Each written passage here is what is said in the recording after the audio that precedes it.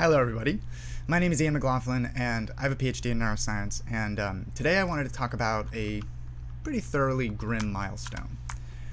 So, over 100,000 people were lost in the United States to drug overdose fatalities, and so here you're seeing data from the US Centers for Disease Control and Prevention, the CDC, and these are numbers of people who were lost between April of 2020 and April of 2021. And so you can see that there are two lines sort of with numbers in that box on top of the graph. I've highlighted one. There's reported and predicted. And the reported number is a bit lower than the predicted number. And that's always the case. And it sort of makes sense, right? When someone passes away, it can be difficult to pin down the exact cause of the fatality, particularly when it comes to drug use. All this to say, this is why the CDC provides predicted numbers on top of the reported, because it's a virtual certainty that the number of, reported fatalities is an undercount, because, instances of drug overdose fatalities simply aren't reported. And so I talked about how we're failing to confront addiction almost exactly a year ago. And at the time, which was October of 2020, about 74,000 people were lost to drug overdose fatalities during the preceding 12-month period, right? And just like this most recent number of 100,000 people, that had been the highest number of people lost to drug overdose fatalities in the country's history a year ago. Every month since then, the record is consistently broken. And that trend isn't showing any signs of moving in the opposite direction, just like it wasn't back then. It looks like we're just going to continue seeing it get worse. And so I put that number into context a year ago, 74,000, comparing it to other causes of loss of life that demanded governmental attention. So I won't rehash that now, but suffice it to say that the scale of this loss of life is just absolutely massive. Vehicle-related, gun-related, war-related, diabetes, none of these surpass this number. There are a few things that do. But despite that statistical fact, essentially nothing has changed regarding what we as a country do to address addiction. Of course, not every drug overdose fatality is a byproduct of addiction, but it certainly plays a central role. And, while many drugs are incorporated in these data, there's one class of drug that's really the primary driver: opioids. But not really all opioids either. It's synthetic opioids that's driving this dynamic. And what you can see is that sort of burnt orange colored line. And while synthetic opioids technically includes, a variety of different synthetic opioids, this is really showing the effects of fentanyl. And so I think at this point, people are becoming more and more aware of fentanyl. It's a synthetic opioid not derived from the opium poppy like morphine or heroin are. And it's very significantly more potent than morphine or even heroin. And so as a result, it's essentially impossible to effectively measure out doses of fentanyl. And so given that it's not like the majority of recreational drug users are getting fentanyl from pharmacists, fentanyl is very regularly being used to adulterate what's sold as heroin. And I probably don't have to note that, the folks who are selling heroin that's adulterated with fentanyl aren't particularly scrupulous about making sure that doses are perfectly measured so their customers know precisely how much they're taking. And there's some pretty grim features to that dynamic. There are a bunch of pictures like this one, and of course, I can't verify just how precisely these were measured, but they do sort of illustrate the point of how much more potent fentanyl is relative to heroin, which, it goes without saying, is already pretty incredibly potent.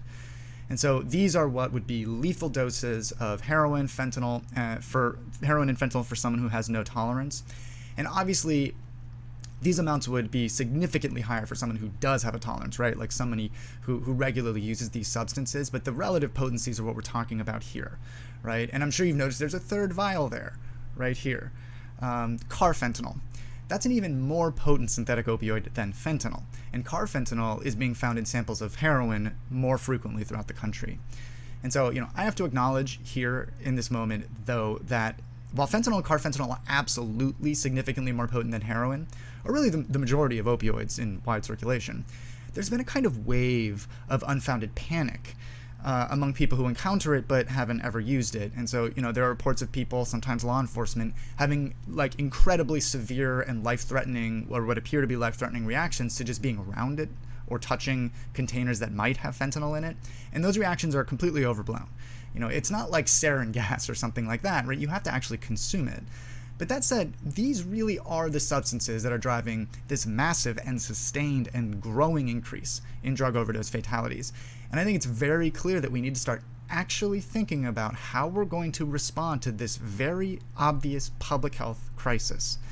Because what we've been doing has absolutely failed, and it perhaps it's even made things worse, and we'll get into that. So, what we've been doing so far is punishing people who have these substances in their possession, punishing people who sell them, and making it more and more difficult for physicians who prescribe pharmaceutical cousins of these substances, medications like hydrocodone and Vicodin, oxycodone and OxyContin and Percocet, making it more difficult to prescribe them by physicians, and making many physicians just avoid dealing with patients who either clearly need opioid painkillers or forcing patients who've been relying on opioid painkillers to live their lives, right? Forcing them to wean off of those opioids.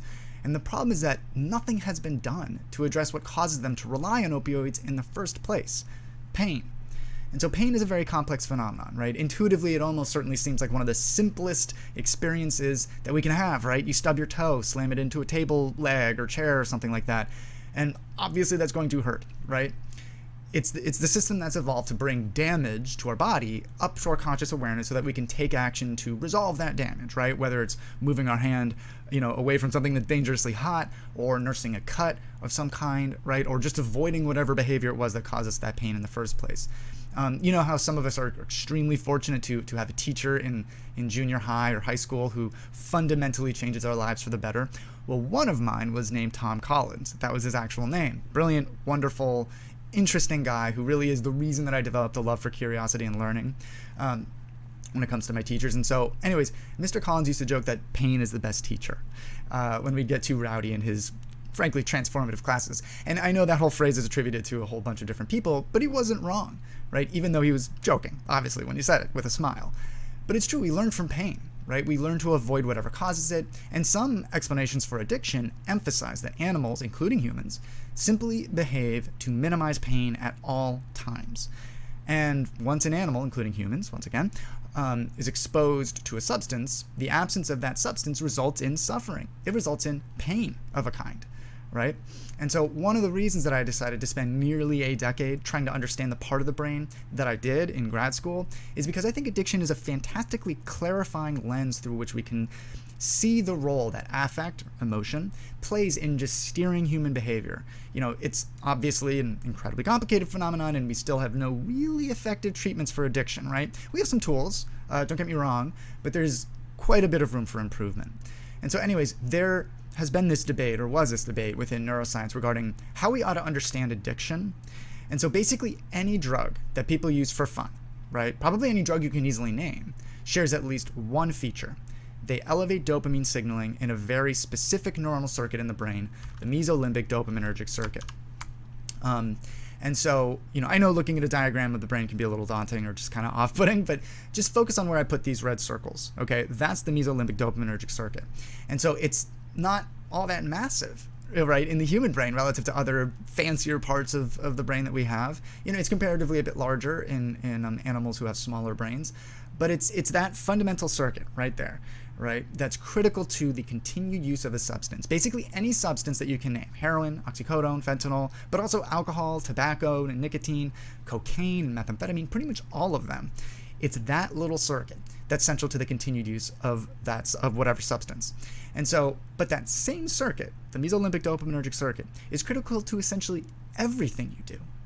Like, yes, they're particularly important to the effects of drugs that people use recreationally, that's true, but essentially any time you decide to do one thing over another, you decide to watch a particular TV show, you decide to strike up a conversation with someone, you open up an ice cream container, right? You start reading a book, or you start, watching a YouTube video, right? In every one of those instances, the levels of dopamine in this particular circuit are critical to why you did what you did. And so, fundamentally, you expected something good or pleasant or just a positive thing to happen as a result, right? Maybe you learned something new. Maybe you just you were just entertained by the story of a show or a book. Maybe you create a new interpersonal relationship that enriches your life or changes your life for the better. Or, maybe that this ice cream is going to be absolutely delicious. In every one of those situations, dopamine levels in this very brain region escalate. That's why you expect good things to happen when you do those things. And so when people use that sort of trite phrase, right, that some drugs hijack your brain, it's not entirely incorrect.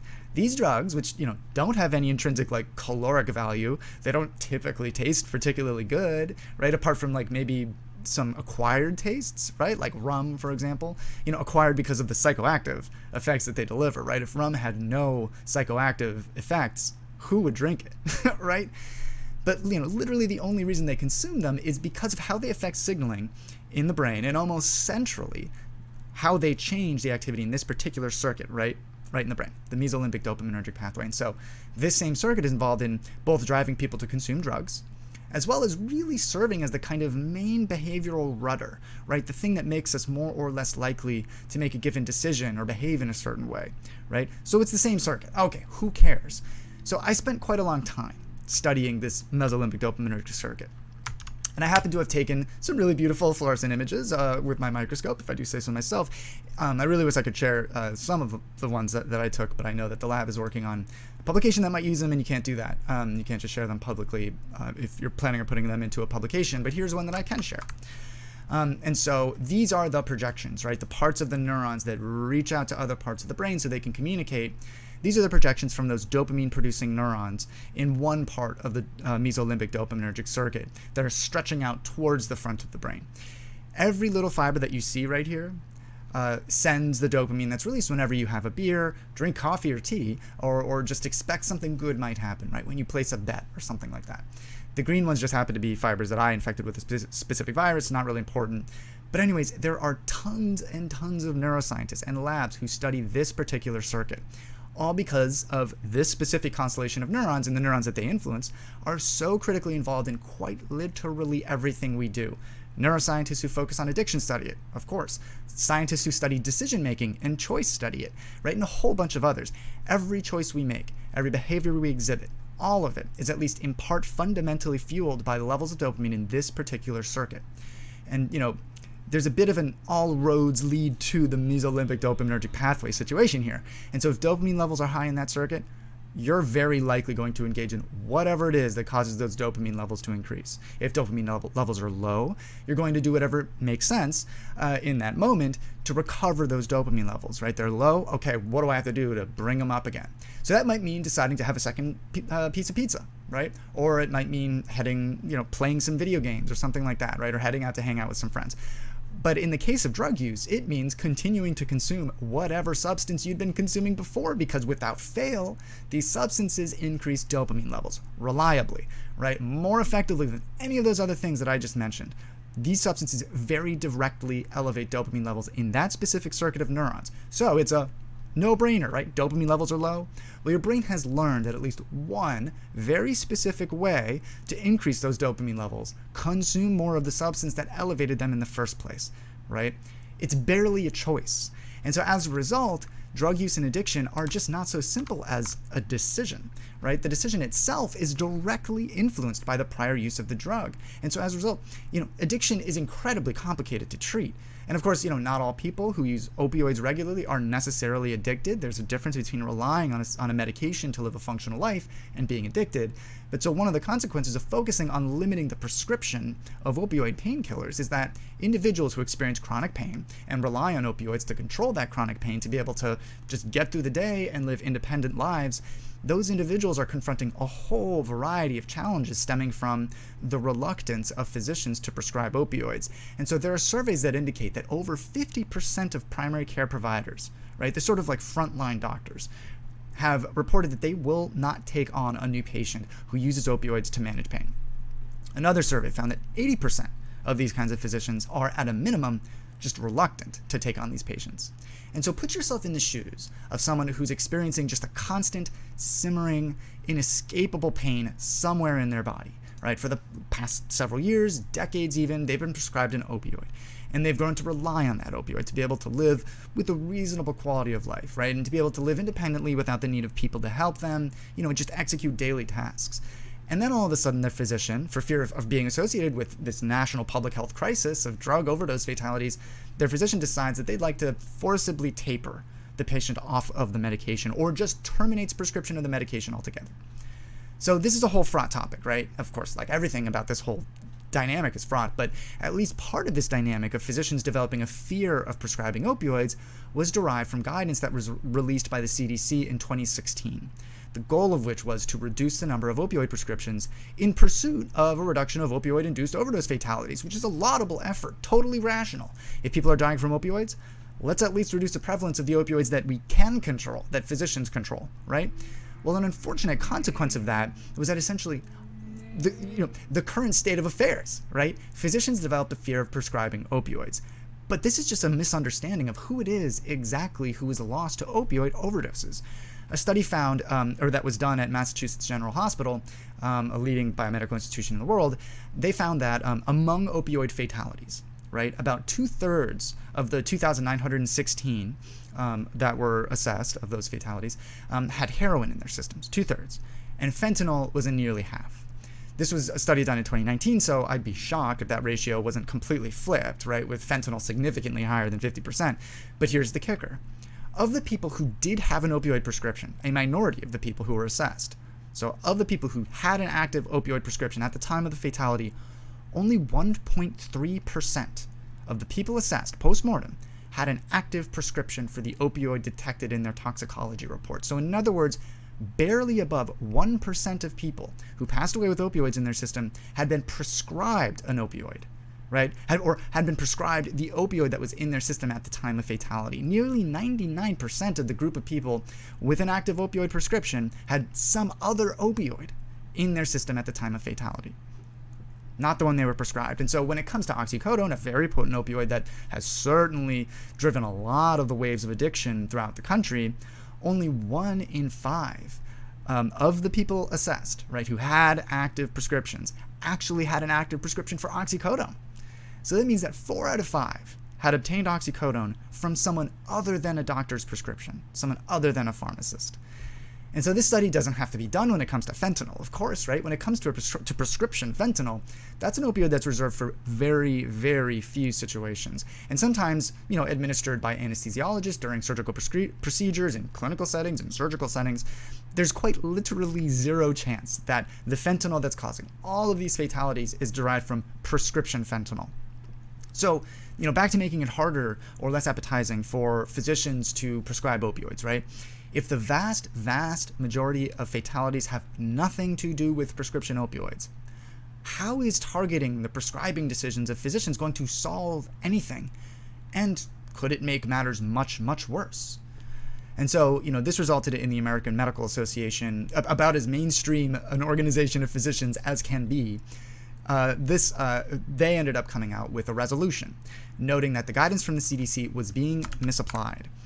And so, so part of the resolution states, quote, resolved that our AMA advocate against the misapplication of the CDC guidance for prescribing opioids by pharmacists, health insurers, pharmacy benefit managers, legislatures, and governmental and private regulatory bodies in ways that prevent or limit access to opioid analgesia, end quote. Pretty clear position from the largest professional and advocacy organization for physicians in the country. So physicians who were afraid of losing their licenses just started opting out of being involved in prescribing opioids altogether, right? State governments started passing legislation to limit the ability of physicians to prescribe opioids. And so as a result, it was just more difficult for patients who had been prescribed opioids in the past to continue receiving them. And so I want you to take a look at this graph of drug-involved overdose deaths between 1999 and 2019. Okay. And so, there's clearly an increasing trajectory, right, year over year, starting in 1999, probably beforehand. And there's no question that the country was continuing to face increasing numbers of drug overdose fatalities, right? But that guidance, which was, resulted in physicians prescribing fewer opioids for a whole variety of reasons, that guidance came out in 2016. For whatever reason, I think it's clear that there's a rather substantial jump in the number of fatalities starting just then. To be 100% crystal clear, this is not evidence of causation, but it's simply a correlation that I think is worth noting, particularly given that we've seen unprecedented numbers of people lost to overdose, right? A majority of which being derived from opioids. And so at a minimum, it's kind of hard, or this hard pivot to prohibition, right, to making it more and more difficult for people to obtain opioid medications from physicians with expertise, from pharmacists with expertise, whether deliberate or otherwise, just has not worked and potentially has made things worse. And so fundamentally, I think we really just have to reckon with the fact that people are going to use these substances, right? They're going to use them no matter what kinds of legal, criminal, medical, or social barriers are in their way, right? It's just a reality that has been abundantly demonstrated over the past century. And we've basically been trying one specific strategy to try and mitigate the suffering and the loss of life derived from these substances, make it harder to get them, and punish the people that have them and use them. It's a punishment-based strategy, right? And I don't think that the evidence could be any clearer at this point. This strategy has failed. Not only has it failed, it's made matters worse. And so it's also based on a centuries-old, misguided, fairly abusive, in my opinion, assumption that addiction, at its most fundamental level, is really a moral failure. It's a failure of willpower. It's a failure to make the right decision, and people deserve punishment for it. And so as we discussed when we dove into the whole Mesolimbic dopaminergic circuit, addiction is not a disorder that's caused by people just making the wrong choice over and over and over again. Addiction is a disorder because the substances directly affect the very part of the brain that's at the center of choice. And so suggesting that someone's hooked on a substance as powerfully as addictive as heroin or oxycodone or particularly fentanyl, suggesting that they just make the decision to stop using, is essentially akin to, telling someone with type 1 diabetes to just make the decision to have their pancreas make more insulin, right? Nonsensical. The suggestion is, perhaps motivated by a desire to solve the problem, in all fairness, but it's missing the point. These individuals simply do not have the capacity to make that decision because, the very part of the brain that might enable them to do so is precisely the same part of the brain that's most directly changed by the substance itself. So putting people in prison does not stop them from using opioids. Making it more difficult or just professionally threatening for physicians to prescribe opioids. Now that we've all matured beyond the era where, companies could market their opioids as non-addictive, right? That's a whole other story. But making it less likely that physicians will prescribe opioids has not worked. And in fact, it likely did make matters worse. With people who've become dependent on them for whatever reason, having essentially no other options other than turning to some of the least scrupulous people with access to opioids, drug dealers, right? Drug dealers who, driven almost purely by market incentives, right, are almost universally selling fentanyl, a drug that's practically impossible to dose competently without, actual medical training or equipment, which has resulted in the loss of tens of thousands of lives year over year. And so it's just long past time that we start to implement new strategies to address this public health crisis. So let's just go through some of these potential solutions. So first, there should be far more syringe access programs throughout the country where people who are going to be injecting opioids one way or another, or not only opioids, but predominantly opioids, they're going to be injecting them. They can have access to needles that won't spread bloodborne diseases like HIV or hepatitis C. That's just the bare minimum. There should be more of those. And those syringe access programs can be a junction of tons of resources that can help someone who's in the throes of opioid addiction to at least avoid the most tragic consequences, potential outcomes of their use. But, beyond clean syringes, being able to compile all of those recovery options near them in one place can be a huge game changer. Statistics show that injection or IV drug users who have access to syringe access programs are significantly more likely to stop the use of whatever substance is the most problematic, as well as stop use altogether. And so, according to a harm reduction organization in New Jersey, intravenous drug users who have access to a clean syringe access program are 5 times more likely to stop using the substance that's causing the greatest disruptions in their lives, right? And they're 3 times more likely to stop using these substances altogether, and they're 50% less likely to contract HIV or hepatitis C.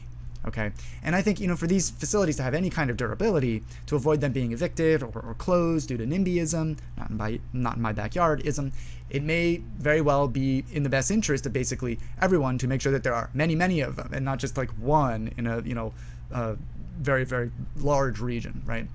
That's the bare minimum in my mind. So first, more clean syringe access programs. Second, medication-assisted treatment. Okay, we're talking about things like methadone and Suboxone.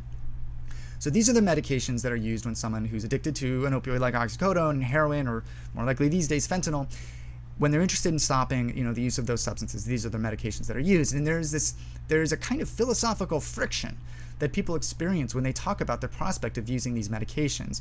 At this point, there is plenty of evidence that demonstrates the efficacy of these medications in helping people get off illicit opioids like heroin. The National Institute on Drug Abuse, NIDA, here in the United States is absolutely explicit. Quote, abundant evidence shows that methadone, buprenorphine, and naltrexone all reduce opioid use and opioid use disorder-related symptoms, and they reduce the risk of infectious disease, end quote. And so, we don't have a whole ton of medical tools, right, to help people who want to quit to successfully quit. We just don't. But these tools are effective. And any kind of philosophical or just opinion-based opposition to the use of these medications for people who are addicted to opioids is just misguided, not based on any evidence, and certainly not motivated by pursuing the best possible outcomes for the people who are actually suffering from the consequences of addiction. Okay, medication-assisted treatment. Third, supervised consumption sites. So this is almost certainly the most controversial strategy, probably by far for most people. These are facilities where people can consume drugs that they've already obtained, right? They're not provided at the sites, while they're being monitored by trained staff who can intervene in the event of an overdose. And equally importantly, these facilities can be a clearinghouse for, all the addiction recovery resources that are available in the area, right? And I know, supervised consumption sites probably sound sort of like bananas to a lot of people, right? But there are at least 120 supervised consumption sites worldwide across 10 countries, including Australia, Canada, Denmark, France, Germany, Luxembourg, the Netherlands, Norway, Spain, and Switzerland. And generally speaking, the outcomes of these facilities are consistently positive, right? Both for the individuals who use these facilities, drug use statistics, but also for the surrounding communities that had been confronting problematic levels of significant drug use, like, for example, Philadelphia. Philadelphia almost opened one, but unfortunately it failed to be durable enough. It failed to remain opened. And so supervised consumption sites is a whole topic on its own. It's very complicated, but a lot of opinions surrounding them. But, despite how unappetizing I'm sure it is to a lot of folks who've not really thought this thing through, I think it really ought to be on the table as a strategy to confront this unprecedented loss of life, most certainly in areas that are being hit the hardest by specifically opioid addiction. Fourth, we should be looking for any and all other possible alternatives to methadone and Suboxone, whether it's something like kratom, for example, which there's still interest in trying to make illegal despite the fact that there are 0 confirmed fatalities that are associated exclusively with kratom. Every single fatality that the FDA has identified associated with kratom, the tragic though they were, also involved other substances. And so, whether it's kratom, right, or completely alternative substances like serotonergic molecules like psilocybin, whatever, just because a substance is totally novel or unorthodox, at least in my mind, shouldn't mean that it's off the table, because we're clearly in a situation where we really need to pursue pretty much any opportunity that's available. Also, as an aside, fentanyl test strips should be legal everywhere and easily accessible. They're illegal in Pennsylvania for some unfathomable reason. But anyways, fentanyl test strips, whatever, point 4A. But fundamentally, I submit to you that addiction is similar to, but also distinct from, other psychiatric conditions. One central problem with the way I think we're approaching addiction is treating it like it's an isolated condition, right? Like if we can just find the right medication or just the perfect psychological counseling, we'll be able to cure it. And, that it's an individual psychiatric condition rather than a byproduct of a whole constellation of influencing factors that predispose someone to developing it. Another central problem is the assumption that escalating the consequences of using these substances will cure an addiction, right? In other words, with the right amount of punishment, severe enough punishment, people will stop consuming the substances to which they're addicted because they'll make the rational choice, right? That's the current system, by the way. That's essentially the extent of our solution right now. And given this recent grim milestone, I think we have ample evidence that it's just not effective and probably is making things worse. But, I fear the reality is that without also addressing some of the non-pharmacological, non-drug related issues that surround a person who's confronting severe addiction, things like not knowing where they're going to have or whether they're going to have a roof over their head tomorrow, right? Or not knowing if they're going to end up in jail or in prison for obtaining the substance without which they'll go into a debilitating crisis of withdrawal. feeling, like the rest of society looks down on them, as well as just having been exposed to recurring childhood trauma, which is the case for the majority of individuals who begin using drugs intravenously. Just imagine that you're an officer on the scene of a fatality, right? And you see all of this constellation of suffering, right? And a person who has been lost to a drug overdose fatality. It's not, the drug isn't the only issue here, right?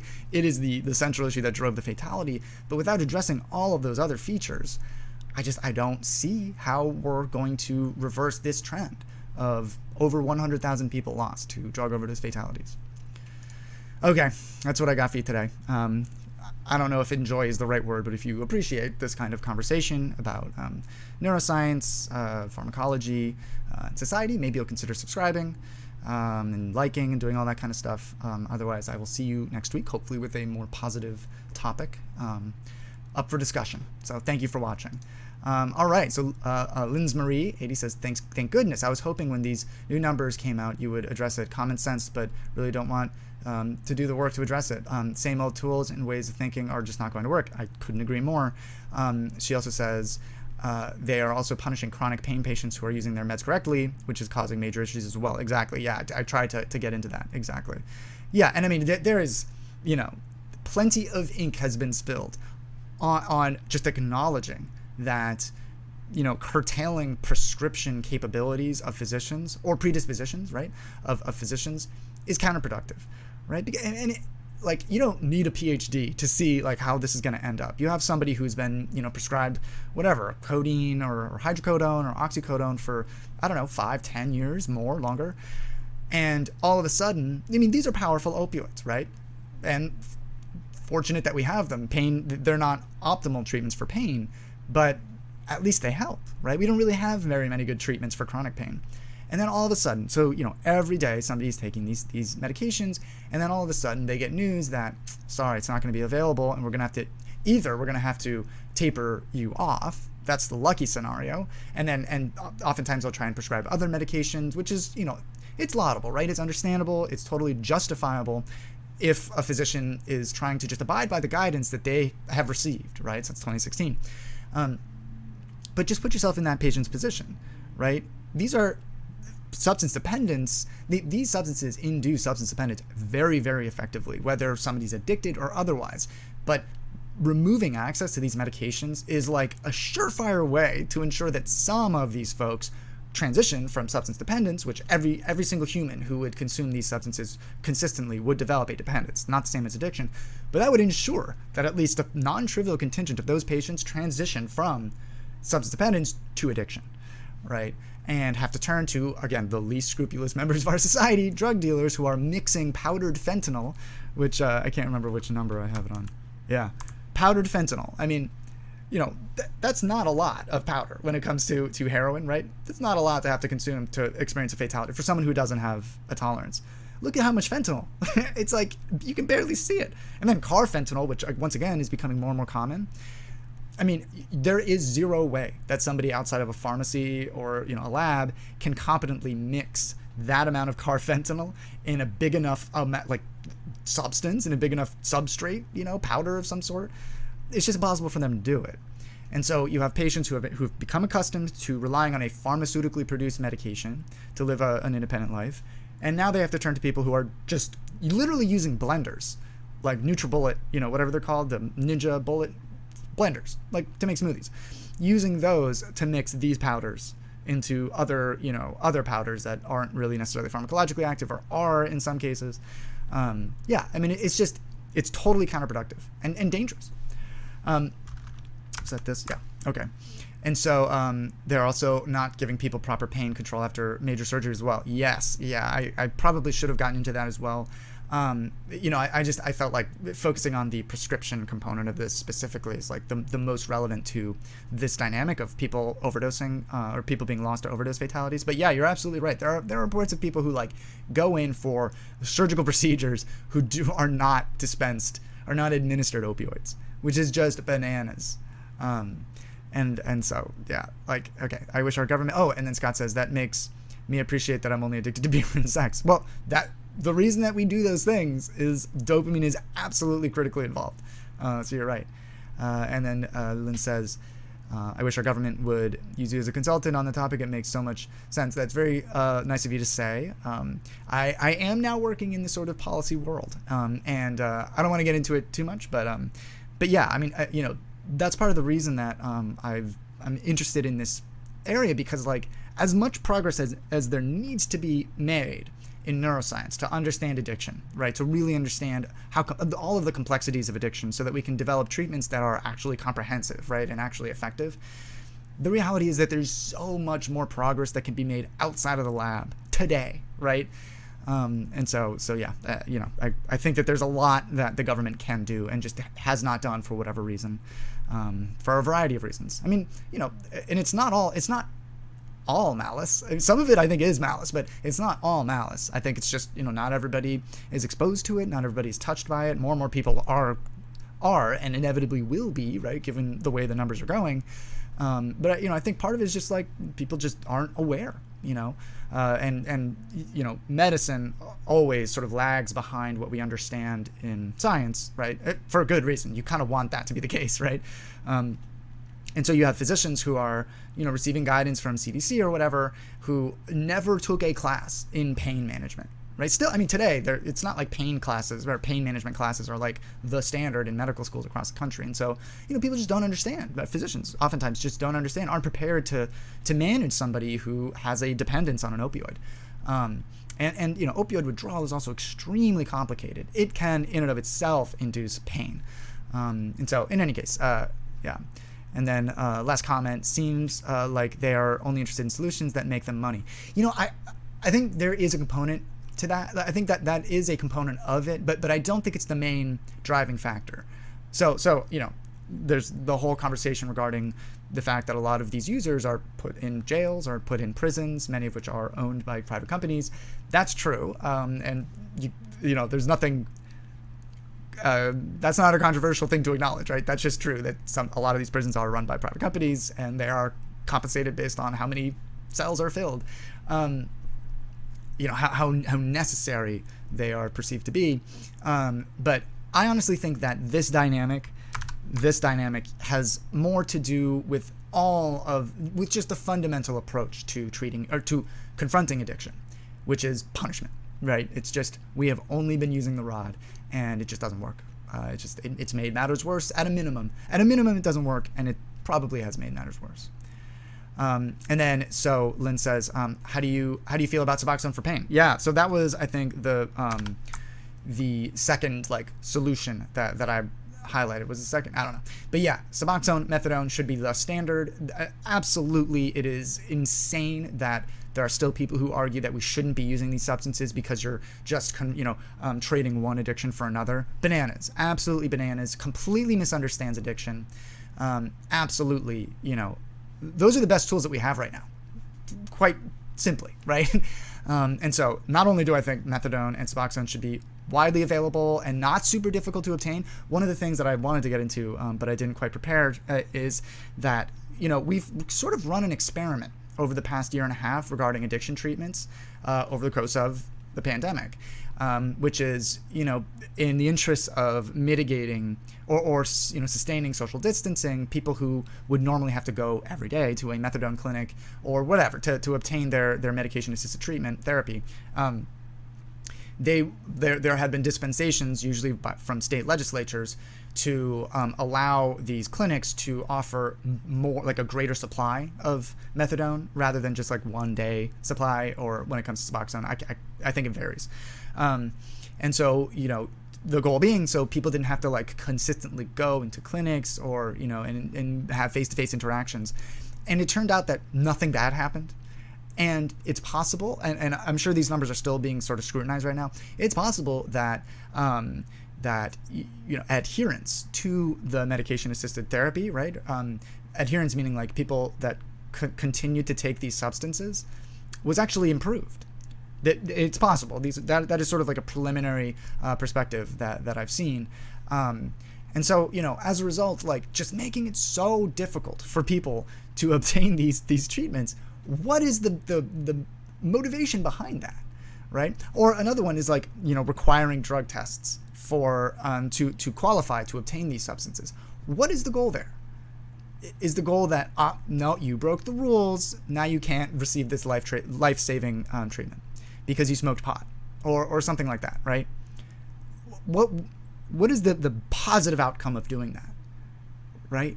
Like, are you just trying to select for patients who have the lesser severity of addiction? Like, because that's what you're doing. That's all you're doing. You're excluding individuals who are, struggling with polydrug use, or frankly, I don't think there's anything wrong with somebody using cannabis. It's legal in the majority of states at this point, at the state level.